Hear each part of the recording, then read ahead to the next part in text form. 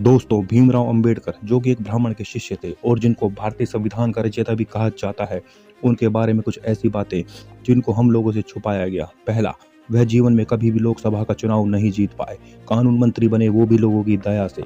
दूसरा, वह इतना ज़्यादा शिक्षित थे कि 1913 में पोस्ट ग्रेजुएट करने गए, परंतु पीएचडी करने में ही 17 साल लगा दिए।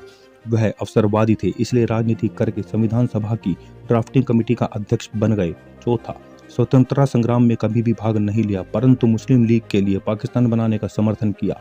पांचवा, जब साइमन कमीशन का विरोध पूरे देश में हो रहा था, तब वह महाशय उसी साइमन कमीशन के लिए कार्य कर रहे थे।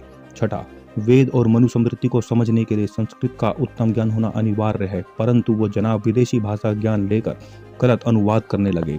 सातवां, अंग्रेजी शब्द डिप्रेस्ड को तोड़कर दलित शब्द बनाया और हिंदुओं में फूट डालने लगे। आठवां, हिंदुओं को बांटने लगे तो हिंदुओं के विरोध के चलते बौद्ध धर्म को अपना लिया। नौवां, बौद्ध धर्म को हिंदुओं से अलग बताकर हिंदुओं को ही आपस में भड़काने लगे। 10वां, ईसाई और मुसलमानों ने जाति के नाम पर फूट डाली तो जातिवाद के लिए हिंदुओं को ही बदनाम करने लगे। 11वां, जातिवाद की राजनीति खुद करते थे और आरोप लगाया कि गांधी जातिवादी थे।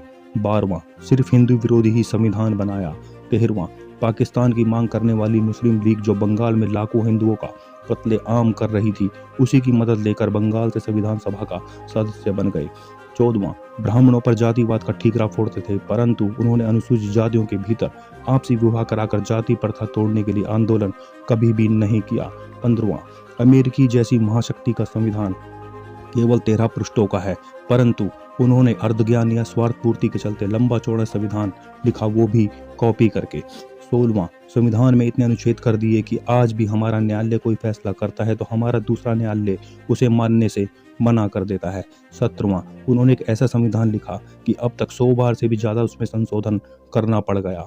18वां, सामाजिक और शैक्षणिक रूप से पिछड़े वर्ग के लिए कुछ भी नहीं किया। संविधान में अस्पष्ट रूप से ही कुछ लिखकर छोड़ दिया ताकि झगड़ा फंसा रहे और हिंदू समाज सदा बटा रहे। 19वां, देश के 90% दलित उन्हें जानते भी नहीं थे। जब उन्होंने बौद्ध धर्म अपनाया तो सिर्फ कुछ ही लोग उनके साथ थे, जिनको उनके चेलों ने हजारों की संख्या में बताया। 21वां, हिंदुस्तान में देशभक्त लोग विदेशी कपड़ों का विरोध कर रहे थे, तब वह जनाब विदेशी कपड़े पहनते थे। 22वां और सबसे बड़ी बात, बैरिस्टर होकर भी देशभक्त भगत सिंह के लिए केस क्यों नहीं लड़े।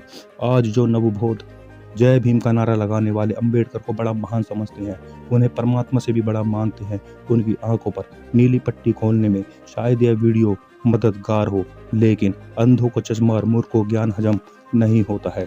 दोस्तों, सनातन धर्म अद्भुत व रहस्यमय जानकारी होता है। जीवन में सफलता के सूत्रों को जानने के लिए चैनल को सब्सक्राइब करें। आज के लिए बस इतना ही, फिर मिलते हैं अगली वीडियो में एक नई जानकारी के साथ। तब तक के लिए हर हर महादेव।